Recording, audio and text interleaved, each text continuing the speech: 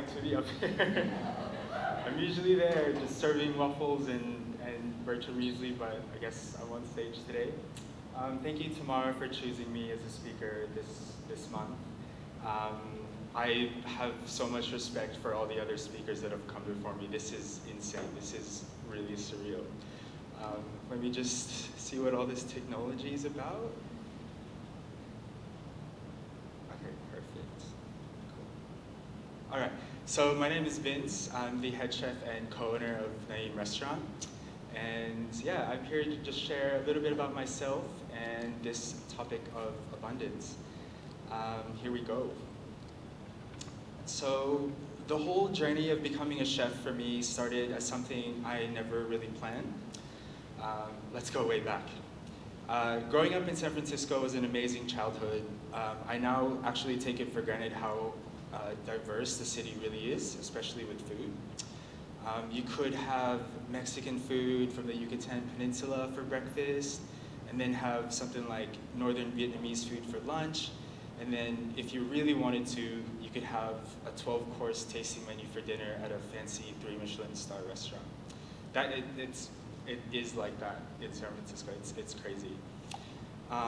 And yeah, it's just really overwhelming to be surrounded by that many options, especially at such a young age. And so I appreciate growing up like that. Food and gathering together for a meal has always been really important for me. And it's my culture, it's my family, my brothers, my parents, everyone, friends and family. It's just the bigger the table, the more people, the better. And yeah, I mean, I didn't necessarily grow up with everything that we needed and wanted, but somehow when it came to food, it was always abundant. It was never a word.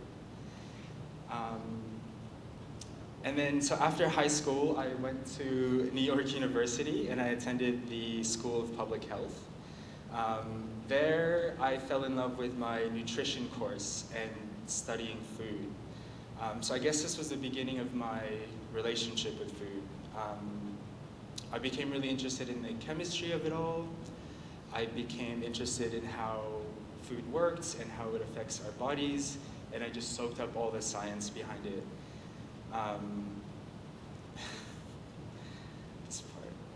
But as much as I love that class, the truth is it was scheduled right after lunch, between 1 and 6 p.m., right? It's like I had just had lunch and then I have to take this massive lecture. And so all I did literally was sleep and nap in class. And this is like the time as well before Instagram and Facebook, where we didn't really take so many photos. And so these are the few photos that I have of NYU's me sleeping in class. I failed my nutrition class that freshman year as well. But it was a great time. So one evening I was walking through New York City, and I remember seeing something that is still ingrained in my memories to this day. I encountered a small restaurant called Babo. I walked up to the brick and mortar of the restaurant and I peeked into the dining room. And at that point, I had never thought dining like that was possible. It was super fancy, and it seemed like, so yeah, everything was shiny and polished, and it seemed like everyone ironed their clothes even. It was just that sort of vibe. And standing outside, I read the menu. White truffle something with Parmesan something and squid ink something. These were foods and ingredients I had never heard of. I kept reading, and it was as if I was reading a foreign language. It was just one of those moments where I was just mesmerized, something like out of this world experience.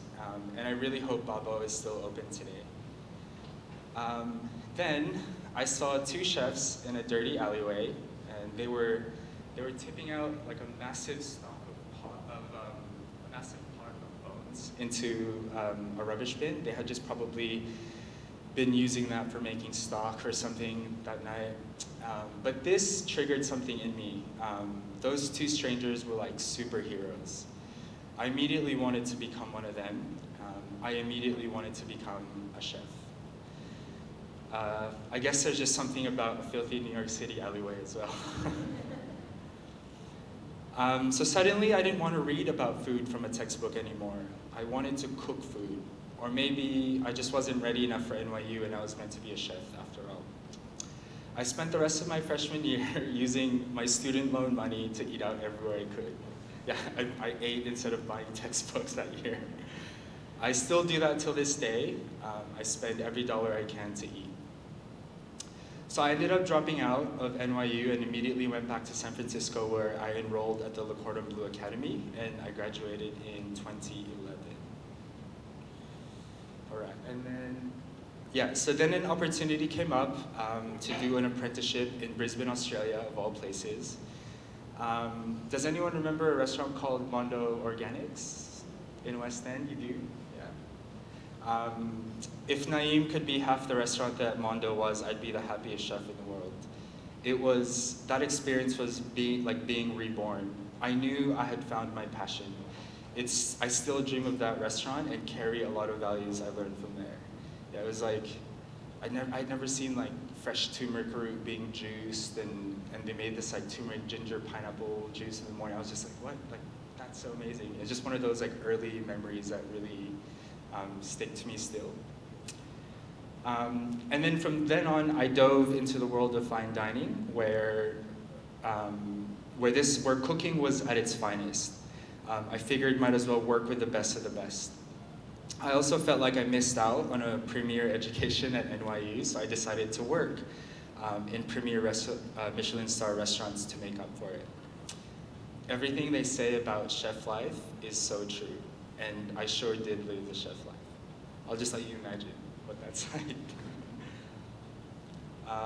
And then after a few years of cooking at some more amazing restaurants and even finding some time to travel the world, I find myself back in Brisbane and I'm here now speaking with all of you. Yeah, that guy in the middle is Jacques Pépin. He's like one of the, I guess like founding, or just like the greats of fine dining cuisine, and I got to cook for his 80th birthday. And then that guy Johnny taught me everything I know about pastries and baking and all that stuff. So abundance. I've obviously been thinking about this word a lot. I've spent an abundance of time thinking about this word a lot, and I really can't wait to stop saying the word abundance after this. And here's how I see it. So with great abundance comes great responsibility. With great abundance comes great responsibility. At some point in this whole journey, I felt that I couldn't possibly hold on to every experience that I've been through and do nothing with it. I suppose that it's ingrained in us humans, isn't it? That as we learn and experience, it is in our nature to share. And so abundance for me involves sharing and inspiring. And this is the responsibility I mentioned. For example, I assume that most of us in this room have either gone through higher education or that you have had a decent amount of knowledge and experience about something that most people may not have. I'd like you to consider this as your abundance, and that it'd be really nice to share so that others might be inspired as well. And that's just me eating in abundance. So I wanted to share everything that I've seen, everything that I've tasted and felt. And I've learned so much cool shit over the years that I was just bursting with excitement. There's no point in bottling all this up for myself. Sharing is caring, after all. But the coolest part, I think, is that everything that I want to share, everything that I know, I get to put on a plate for you to eat. I just think that's super cool. And so we come to Naeem, arguably the most important thing in my life right now. Naeem is the living and breathing example of abundance as it pertains to my life. The restaurant is full of people all the time between my staff and customers, and obviously it's always full of food. We service brunch, dinner, pastries, catering, functions, events, like we do it all. We've done ready-made meals, so there's just always something to do with food, obviously at a restaurant. And I certainly couldn't do any of this without my staff. You have to build a team, full stop. It is impossible to do any of this alone.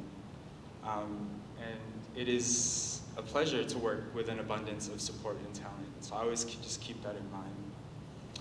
And with food, I mean, I literally need to be surrounded by food, and a lot of it, an abundant amount of it. I'm talking living, breathing, seeing food from the moment I wake up to pretty much the last minutes of my day. I eat a lot. So I've spent this is my 13th year of cooking, and I've spent 13 years creating menus, and the smell of charred corn, roasting Jerusalem artichokes, filleting barramundi for the first time, biting into a crispy fried carrot falafel, smelling a fresh batch of chocolate chip cookies coming out of the oven, blending 90 kilos of hummus every week, and my all-time favorite is I get to walk around the kitchen with a spoon in my hand and taste everything. I love doing that at the restaurant. But this is the best and worst part of my job. I've actually gained so much weight over the years. It's just so much food all the time. So we took over the restaurant in 2017, and after 5 years of the highest highs and the lowest lows, Naeem is now much more than a restaurant. We've created a monster. Just kidding. Naeem is a community. Every person brings their own set of experiences and stories, and that just adds to the recipe. And the recipe just gets better and better over time. Yeah, that's what it looked like before. It was pretty drab and